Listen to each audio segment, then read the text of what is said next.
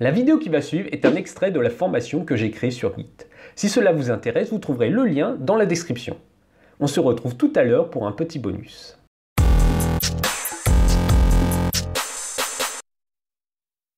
Nous venons d'installer Git sur notre machine. Nous allons voir par la suite de ce cours comment l'utiliser.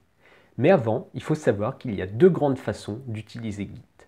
La première, c'est d'utiliser les interfaces graphiques de base fournies avec l'outil. Alors c'est très pratique, je vous l'accorde. En revanche, ça ne va pas vous permettre de comprendre correctement comment fonctionne Git. De plus, les interfaces graphiques ne permettent pas d'utiliser l'ensemble des fonctionnalités de Git. Vous allez donc parfois être obligé de toute manière d'utiliser les invites de commande. C'est pourquoi je préfère privilégier la deuxième méthode qui est l'utilisation du terminal pour utiliser Git. Ne vous inquiétez pas, nous allons tout de même voir lors de ce cours l'utilisation des interfaces graphiques, mais je vais mettre beaucoup plus l'accent sur l'utilisation du terminal. Nous allons donc voir quelques commandes de base à utiliser avec un terminal. Je vous invite de faire comme tout à l'heure lors de l'installation de l'outil Git sur votre machine pour lancer le terminal. Donc moi je suis sous Windows, mais vous pouvez faire la même chose, peu importe votre OS. Donc pour les personnes qui sont sur Windows, je vous invite à faire un clic droit sur un dossier, puis de lancer Git bash.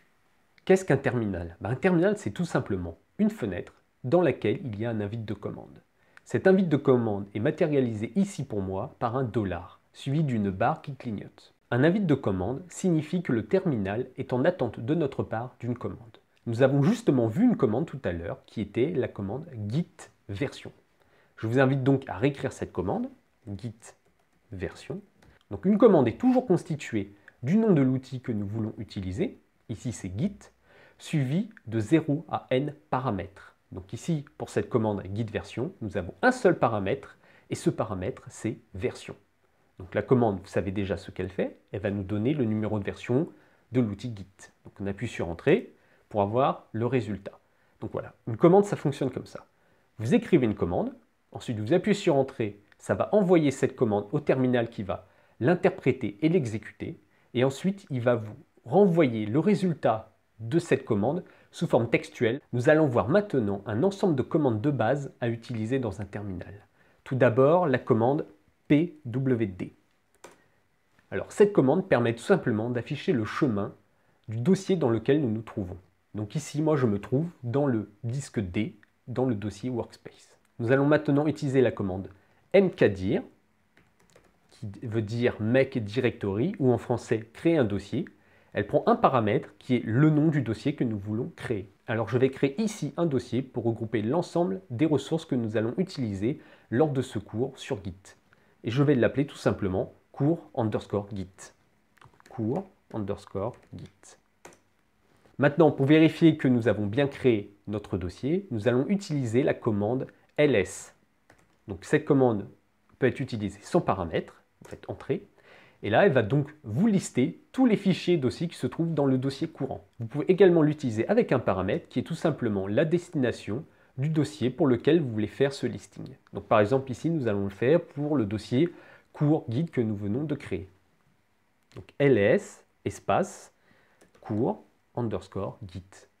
Faites Entrée. Vous pouvez voir qu'il n'y a actuellement aucun résultat puisque nous venons de créer le dossier et il est tout naturellement vide. Nous allons maintenant voir la commande qui va nous permettre de nous déplacer dans le dossier que nous venons de créer.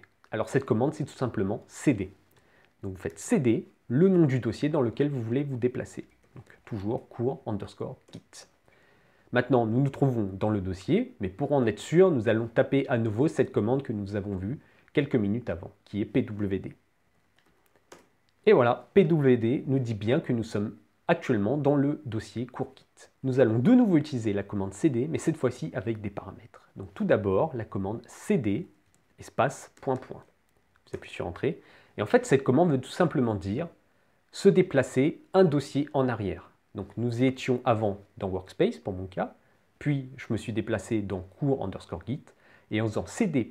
je me retrouve de nouveau dans mon dossier Workspace. Donc avec le pwd, je peux m'en assurer. Et maintenant, dernière utilisation de la commande cd, c'est tout simplement cd espace, et là, le chemin complet vers le dossier dans lequel nous voulons nous déplacer. Donc par exemple, si je veux retourner dans le dossier cours Git, mais en mettant le chemin complet, il faut que j'écrive cd/d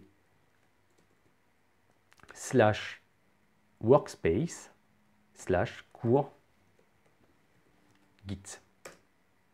pwd pour vérifier, et voilà, je me retrouve bien à nouveau dans le dossier cours Git. Maintenant que vous maîtrisez l'utilisation des commandes et du terminal, nous allons voir comment configurer l'outil Git via ce terminal. Vous trouverez également en description de cette vidéo un lien pour télécharger gratuitement une fiche de synthèse sur l'outil Git. Alors cette fiche va contenir notamment ce que nous avons vu lors de cette vidéo, mais également bien plus d'informations très utiles, vous verrez. Donc je vous encourage fortement à la récupérer, surtout que c'est totalement gratuit. Je vous remercie d'avoir regardé cette vidéo, n'oubliez pas le petit commentaire et le pouce bleu qui fait plaisir. A bientôt pour de prochaines vidéos Codeur Pro.